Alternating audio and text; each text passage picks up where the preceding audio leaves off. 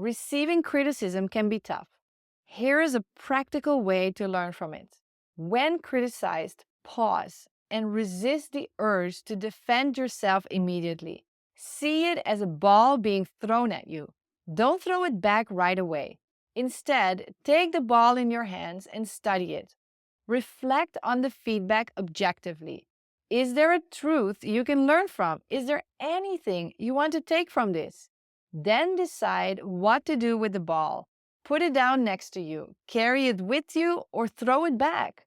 Consider how addressing this feedback can aid your personal growth or improve your work.